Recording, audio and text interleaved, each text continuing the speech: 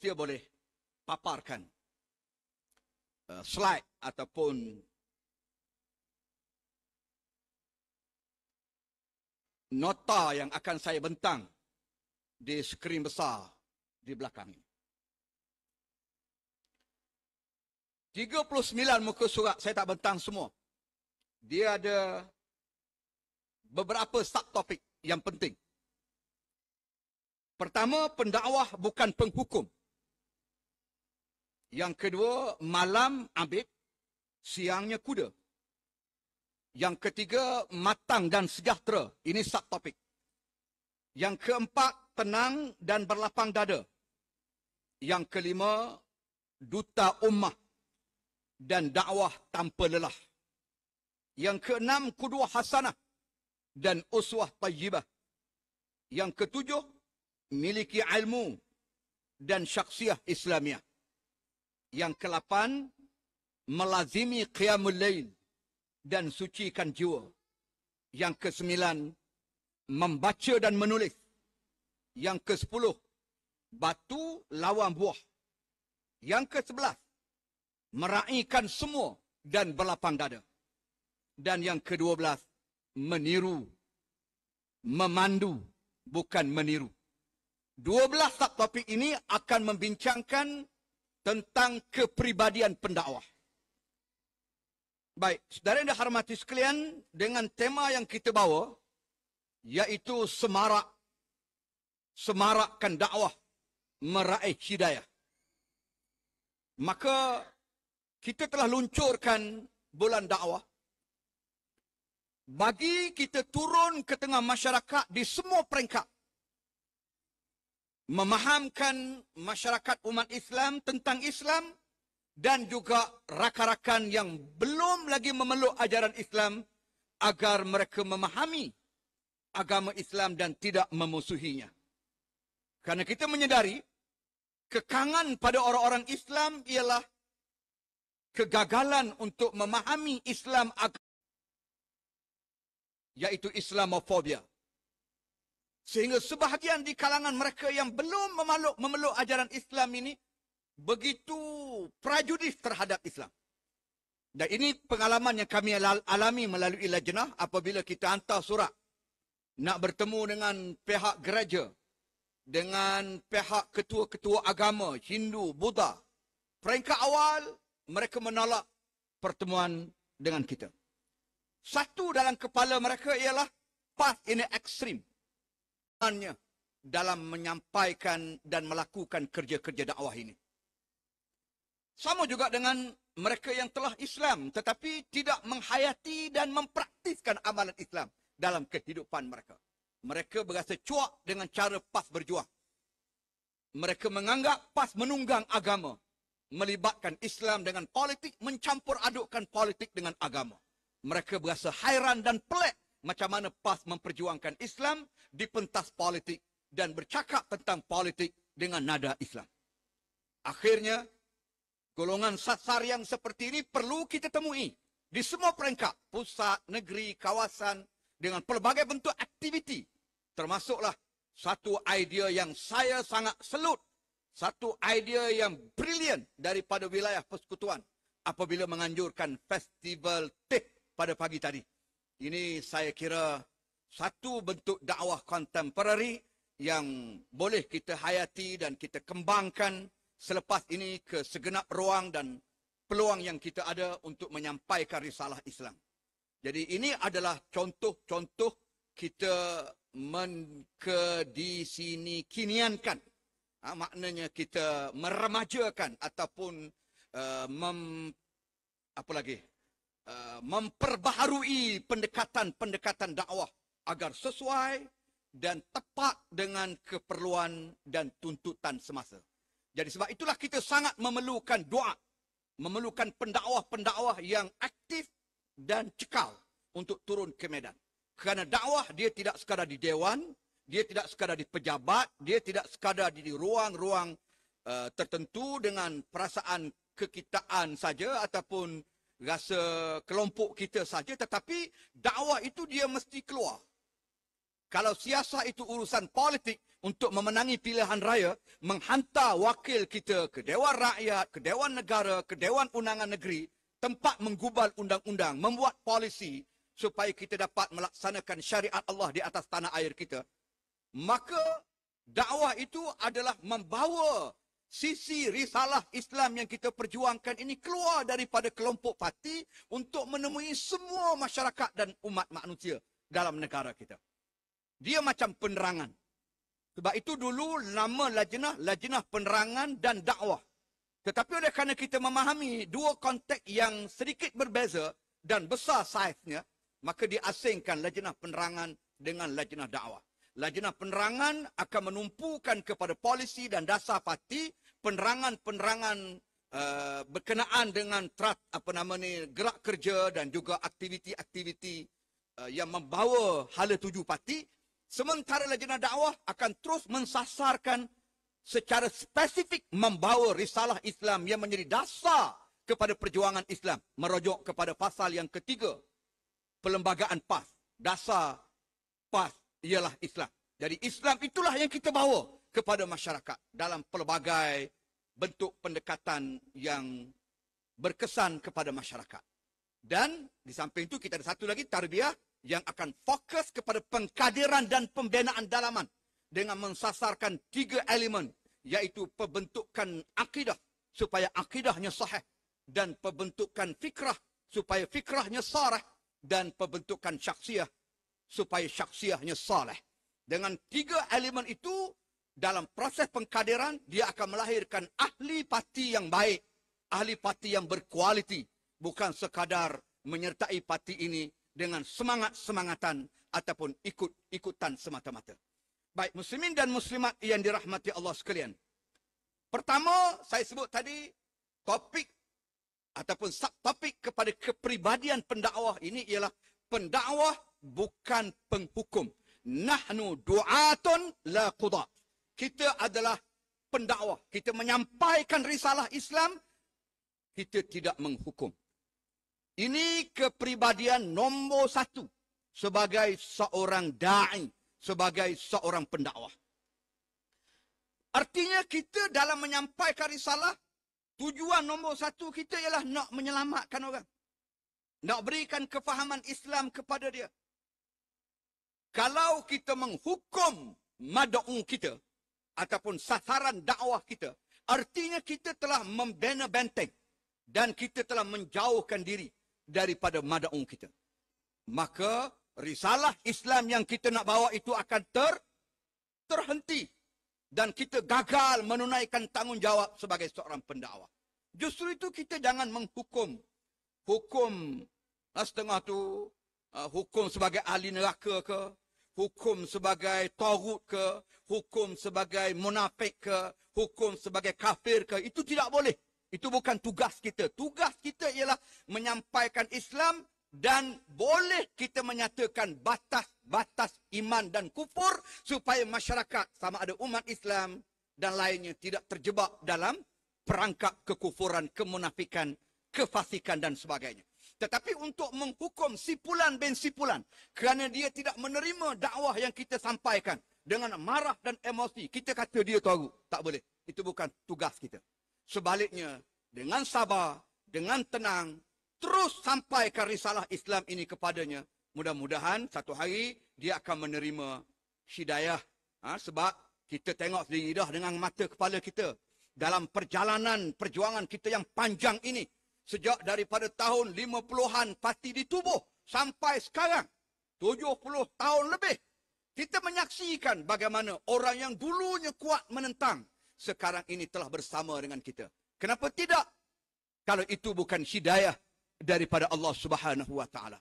Daripada mana hidayah itu datang? Antaranya sebagai menepati hukum asbab, ialah dengan gerak kerja dakwah yang kita lakukan tanpa henti. Dengan kerja penerangan tanpa henti, menjelaskan apakah sudut pandang tentang Parti Islam se-Malaysia PAS dalam negara kita. Peranannya, fungsinya, latar belakangnya, dan sebagainya. Akhirnya, lama-kelamaan dia menerima. Bukan setakat pemimpin politik masyarakat awam, tuan-tuan. Bahkan kalau saudara tengok satu ketika dahulu, sewaktu kita turun ke medan, selalu saja kita akan berdepan dengan FRU. FRU ni adalah satu pihak yang begitu garang, begitu keras. Dia tidak ada simpati kepada kita. Melemparkan gas pemedih mata, air kimia, tangkap, pukul, belasah, tangkap, sumbak dalam Black Maria, bawa ke tahanan, penjara dan sebagainya. Ini kita lalui.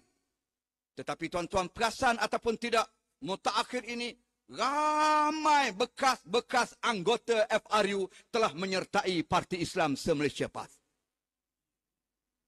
Saya bertemu salah seorang daripada mereka, saya tanya satu poin saja. Kenapa saudara boleh menerima PAS? Dia kata, manakan tidak, saya akhirnya terpaksa dan akhirnya berfikir tentang PAS, tentang perjalanan masa depan hidup saya. Saya berfikir dan saya relate semula dengan apa yang telah saya dengar. Tuan-tuan nampak saja, ustaz nampak saja saya ni bertugas sebagai FRU untuk tangkap, untuk pukul, untuk suraikan himpunan. Tetapi sambil-sambil menjalankan tugas, dia dengar ceramah. Dia dengar ceramah daripada pimpinan. Mungkin masa tu dia tak terima. Mungkin masa tu tak terima. Tapi alhamdulillah, sewaktu hidayah itu sampai, semua ucapan-ucapan pemimpin-pemimpin PAS yang pernah saya dengar sewaktu saya bertugas dulu, dia datang terngiang-ngiang di telinga saya. Dan tanpa segan, tanpa silu, saya terima dan saya mohon menjadi ahli PAS dan saya bersama dengan perjuangan PAS. Saudara, itu hidayah Allah. Itulah dia dakwah. Jadi kalau kita cepat menghukum, kita dah batalkan hubungan antara da'i dengan mad'u. Salah. Kerana ingat, kita ini adalah penyambung tugas Nabi. Dakwah ni kerja mulia. Dakwah-dakwah ni kerja mulia. Dan dia salah satu daripada usaha PAS. Saudara tengok dalam perlembagaan PAS, Undang-Undang Tubuh PAS, pasal yang ke-6, di bawah tajuk usaha-usaha PAS. Salah satu daripadanya ialah menyampaikan risalah dengan berdakwah secara lisan, secara tindakan dan secara tulisan. Dimaktubkan dalam Undang-Undang Tubuh Parti, dalam perlembagaan PAS. Dia ada 11 usaha-usaha PAS di bawah tajuk ataupun di bawah pasal yang ke-6. Satu daripadanya, yang pertama sekali, menyebarkan risalah Islam. Dengan cara berdakwah melalui lisan, amalan dan juga tulisan. Maknanya ni kerja kita. Selain daripada berpolitik menghadapi pilihan raya, tak kira di mana juzuk belahan bumi negara kita ini, kita bertanggungjawab untuk menyampaikan dakwah. Walaupun di pentas politik. Di pentas politik namanya kempen. Namun mewakili gerakan Islam, kempen itu adalah dakwah. Untuk kita menyampaikan Islam kepada masyarakat. Sebab tu cara kita berpolitik berbeza. Melalui budaya politik matang dan sejahtera yang telah pun kita gagaskan satu ketika dahulu, satu daripada prinsip 9 ataupun 7 prinsip budaya politik matang dan sejahtera, satu daripadanya ialah politik dakwah. Maknanya kita berpolitik dengan cara dakwah ataupun kita berdakwah di atas pentas politik. Tanpa kita menafikan rakan-rakan kita yang lain. Mungkin daripada badan-badan NGO dan mana-mana pihak yang juga memperjuangkan Islam. Mereka ada peranan dan tanggungjawab mereka. Namun kita dengan cara dan pendekatan yang kita ambil. Saudara yang dihormati sekalian. Kenapa saya kata kita ni bawa tugas mulia? Kerana kita menyambung lidah Nabi sallallahu alaihi wasallam. Antara perkara yang Nabi ajar kepada kita. Dalam satu hadis yang diriwayatkan daripada Anas bin Malik, mengkisahkan satu peristiwa, Nabi satu hari bekas khadam dia ataupun budak dia yang sakit tenak, akhirnya dia ziarah. Budak ini beragama Yahudi. Beragama Yahudi. Lalu Nabi ambil kesempatan untuk ziarah. Cerita ni cerita sahih. Ia diriwayatkan oleh Imam Bukhari. Nabi hadir, Nabi ajar budak ni mengucap. Budak ni maknanya hamba ataupun khadam. Umur saya tak pasti. Tapi disebut budak dengan maksud khadam kepada Nabi. Dia ni orang yang bekerja di bawah asuhan dan juga bimbingan Nabi SAW. Berkhidmat kepada Nabi. Dekat nak mati, Nabi ajar dia mengucap. Nabi kata, Qul la ilaha illallah Muhammad Rasulullah. Akhirnya, khadam ni berpaling kepada ayah dia. Ayah dia ada tepi dia. Dia macam tak tergamak, tak berani nak mengucap. Kerana ada ayah dia. Tiba-tiba ayah dia kata, Ya bunai, ati' Abul Qasim. Wahai anakku, ta'atlah kepada Abul Qasim sallallahu alaihi wasallam. Ta'at kepada majikan kamu ni. Dia bekas majikan kamu dan dia minta supaya mengucap je lah. Ayah dia bagi green light kepada anak dia. Dengar keizinan daripada ayah dia, maka anak dia kata, La ilaha illallah Muhammad Rasulullah. Masuk Islam. Lepas dia mengucap, Nabi keluar daripada bilik khadam ini, lalu Nabi berdoa kepada Allah. Nabi kata, Alhamdulillah, allazi anqazahu minan nar. Segala puji bagi Allah, Tuhan yang telah menyelamatkan dia daripada api neraka. Saudara, para alim ulama, sewaktu syarah hadis ini, antaranya mereka menyebut bahawa inilah yang disebut sebagai hadas ataupun matlamat semasa kepada kerja-kerja dakwah yang dilakukan oleh Nabi, iaitu untuk menyelamatkan manusia daripada api neraka. Nabi tak fikir apakah selepas ini dia sempat untuk berperang.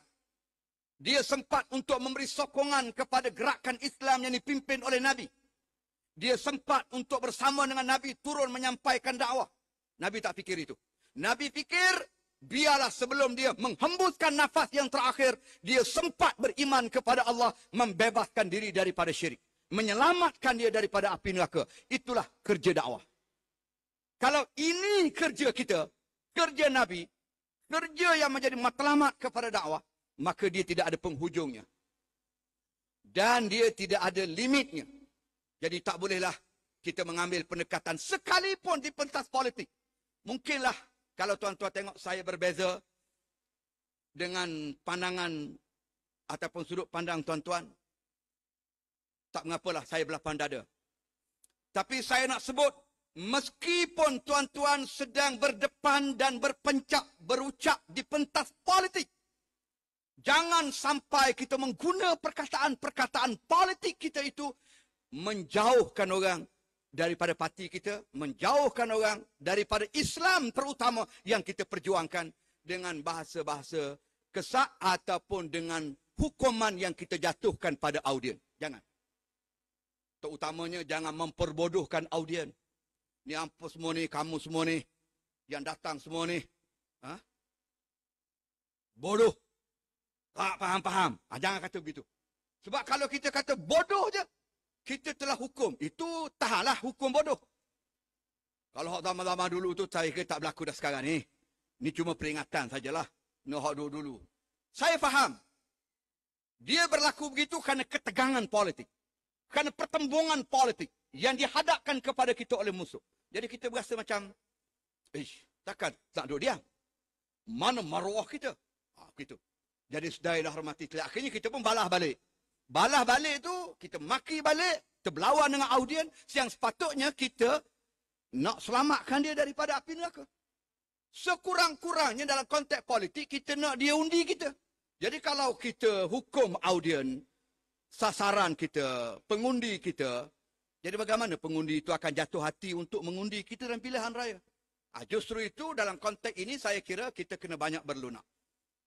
Akhirnya saya ambil satu kisah lah sebagai penutup. Tak sempatlah saya nak baca semua. Tuan-tuan boleh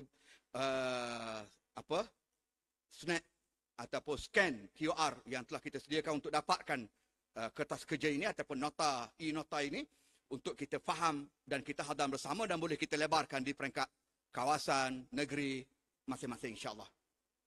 Satu cerita sebagai penutup saya nak tunjuk bagaimana Nabi SAW. Yang mana kisah ini juga satu kisah yang sahih yang disebut dalam hadis Nabi yang agak panjang. Satu hari Nabi, Aisyah tanya pada Nabi, Aisyah radhiyallahu anha, Tanya Nabi SAW. Dia kata, ya Rasulullah, selepas daripada perang Uhud, apakah lagi perkara yang menyakitkan hati kamu? Lepas perang Uhud ni ada lagi tak yang menyakitkan, yang rasa penat, yang rasa letih, yang rasa tertekan lebih daripada perang Uhud? Padahal perang Uhud tu 70 syuhada gugur mewakili pihak Islam, termasuk bapa saudara Nabi sendiri, Sayyidul Syuhada Hamzah bin Abdul Muttalib radhiyallahu anhu. Dan Nabi sendiri mengalami kecederaan yang agak parah. Pecah topi besinya, menikam rahang Rasulullah, mengalir darah sampai ke jasad baginda sallallahu alaihi wasallam. Aisyah tanya, ada lagi tak yang perit lagi, yang lebih berat lagi? Nabi kata ada. Nabi kata ada. Yang mana satu hari aku menyampaikan dakwah, aku menyampaikan risalah kepada satu kaum, aku kenal ketua kaum itu, aku kenal kaum itu, tetapi malangnya mereka menepikan, mereka mengenepikan, mereka menolak dakwah yang aku sampai. Malah diejeknya Nabi. Kalau dilihat dengan peristiwa yang berlaku di Taif, Nabi pergi ke Taif sebagai hijrah yang pertama untuk hijrah yang kedua. Hijrah pertama ke Habasyah, sahabat Nabi pergi, Nabi tak pergi. Hijrah yang kedua ke Taif, Nabi pergi dengan anak angkat dia Zaid bin Harithah, sahabat tak pergi. Hijrah ketiga, Hijratul Kubra, Nabi dan sahabat pergi bersama-sama ke Madinah Al-Munawwarah. Hijrah yang kedua ni Nabi pergi ke Taif. Misinya lah untuk melebarkan dakwah setelah dakwah ditolak oleh orang Mekah. Sampai di pintu masuk Taif, Nabi dilempar batu, dimaki hamun, diherdik, cedera jasad Nabi dan cedera perasaan Nabi. Waktu itu Nabi patah balik semula ke Mekah. Nabi singgah di sebuah kebun anggur milik keluarga Syaibah. Lalu Nabi berdoa kepada Allah dengan doa yang juga agak panjang. Allahumma ilaika ashku dha'fa quwwati wa qillata hilati wa hawani 'ala an-nas. Ya arhamar rahimin, anta rabbi wa anta rabbul mustada'afin. Ila man takiluni, ila ba'idin yatajahhamuni, am ila aduwwin mallaktahu amri, illam yakun bika alayya ghadabun fala ubali. Ya Allah, aku menadah tangan kepadamu ya Allah, mengadu betapa lemahnya aku di pandanganmu, di sisi manusia, dan betapa hinanya aku pada pandangan manusia, dan betapa sedikitnya helah dan upayaku untuk berhadapan dengan musuh-musuhmu. Ya Allah, Engkaulah Tuhanku dan Engkaulah Tuhan orang-orang yang lemah. Engkaulah Tuhan yang mengatasi segala yang menyayangi. Kepada siapa ya Allah Engkau nak serahkan diriku ini? Kepada orang jauh yang senantiasa mengatur serangan untuk menyerangku, ataupun kepada musuh yang pantang mendapat peluang untuk menangkap aku dan memenjarakan aku. Ila akhir doa. Panjang lagi doa ni. Doa ni menyebabkan turun malaikat atas arahan Allah untuk bertemu dengan Nabi dan membuat tawaran kepada Nabi untuk hempaskan bukit Taif ke atas seluruh penduduk Taif. Saya baca dua kisah ni. Ada setengah ulama dia kata relate. Kisah tu dalam hadis ni adalah bersamaan. Ada kata peristiwa yang berbeza. Wallahu alam. Itu khilaf di kalangan para ulama. Tapi yang pentingnya cerita malaikat datang beri tawaran kepada Nabi nak hempaskan bukit, itu cerita yang sahih. Nabi apabila dapat tawaran tu, Nabi kata, la wallahi bal arju an yukhrija min aslabihim may ya'budullaha wahdah. Jangan malaikat, jangan. Jangan engkau hempaskan bukit ini ke atas penduduk Taif ini. Ataupun kepada, kalau bukan cerita Taif, maknanya ke atas kaum yang menentang ini. Jangan. Kerana apa yang aku harap, ialah akan lahir daripada sulbi-sulbi mereka. Generasi yang satu masa nanti akan mengabdikan diri kepada Allah. Kalau hempah bukit, habis semua mati, tak meninggal baka, macam mana Islam nak berkembang? Saudara, apa yang saya nak ambil daripada cerita ni? Nabi cedera parah. Nabi disakiti jasadnya dengan dilempar batu. Nabi disakiti perasaannya, dimaki hamun, dinista. Ada yang kata tukang sihir. Ada yang kata gila, innaka lamajnun. Kalau dalam surah Al-Hijr, orang kafir ini kata, hei orang yang diturunkan Al-Quran padanya, sesungguhnya engkau adalah orang-orang yang gila. Innaka lamajnun. Sampai peringkat itu maki Nabi. Nabi tak balas dengan maki balik. Nabi tak balas dengan maki balik. Tetapi apa yang Nabi lakukan? Nabi kata, jangan malaikat hukum mereka, biarlah satu masa nanti akan lahir daripada sulbi mereka generasi yang akan beriman kepada Allah. Saudara, sempena Rabiul Awal, duk sambut Maulud belaka, mari kita hayati sunnah Nabi SAW. Nabi pun ajar kepada kita, apabila berdepan dengan kaum yang menentang dia, dia tak emosi untuk bertindak balas, marah, membabi buta kepada musuhnya. Tetapi dia kata apa? Allahumma hdi qaumi fa innahum la ya'lamun. Ya Allah, berilah petunjuk kepada kaumku. Dia lawan aku kerana dia tak tahu apa yang aku sampaikan, apa yang aku perjuangkan. Beri hidayah ya Allah. Satu masa dia akan sokong kita. Jadi itulah, mudah-mudahan kita akan diberkati oleh Allah dalam perjuangan yang serba sukar, serba sulit. Kita tahu bahawa perjuangan ini tak mudah untuk kita uruskan. Namun itulah akhlak yang telah diajar oleh Allah kepada kita semua, diajar oleh Nabi SAW kepada kita semua. Saya tutup ucapan ini dengan satu kata-kata yang pernah diungkap oleh Al-Imam Hasan Al-Banna. Kalau dulu-dulu kita selalu berusrah, dalam usrah, saya sebut dulu-dulu tu sebab ada banyak dah kawasan, cawangan, lama benar dah tak buat usrah mutakhir ni. Ni saya bukan cakap saja ni. Saya tanya. Setengah-setengah kawasan tu saya tanya. Bila last kali buat apa nama ni? Buat usrah. Dia kata, ingat tak ingat 5, 6, 7 tahun dah dia kata. Ada tu kata lama benar dah. Kami nak usrah. Tak ada nakib. Kita tanya nakib pula. Nakib ada, orang nak mari usrah tak ada. Wallahualam lah mana satu betul. Tapi dulunya perkataan ni biasa kita dengar dalam usrah. Ucapan Imam Hasan Al-Banna. Selalu terngiang-ngiang di telinga kita. Apa kata Imam Hasan Al-Banna yang selalu disebut oleh nakib kita sewaktu berusrah? Dia kata, kunu kasyajar. Jadilah seperti buah. Dia suruh kita ni jadi macam, jadilah macam pokok. Kunu kasyajar. Jadilah olehmu macam pokok. Yarmihimun nas bil hajar. Mereka melontar pokok ni dengan batu. Maknanya manusia ni lempar pokok tu dengan batu. Fayarmunahum bi ahsanis samar. Tetapi menariknya, pokok ni dia lempar balik dengan buah yang masak. Al-Banna ajar kita macam tu. Dia kata, dia tengok fenomena ni. Kan budak-budak nak ambil, bukan budak lah, orang tua pun. Nak ambil buah mempelam ke mangga ke apa ke. Dia lempar batu. Kadang-kadang selipar buruk pun jadi. Lempar. Nak target buah tu. Buah yang gugur tu buah yang masak. Patutnya, pokok tu disakiti dengan batu yang kita lempar. Dia guna je lah dahan dia yang besar tu untuk libas kita bagi melayang. Tak. Pokok tak balas. Pokok beri buah yang masak. Analogi yang cukup menarik untuk kita da'i, untuk kita pendakwah amalkan. InsyaAllah. Kerana itulah yang dapat saya sampaikan selaku pembentang ataupun penceramah yang pertama. Saya balik semula pada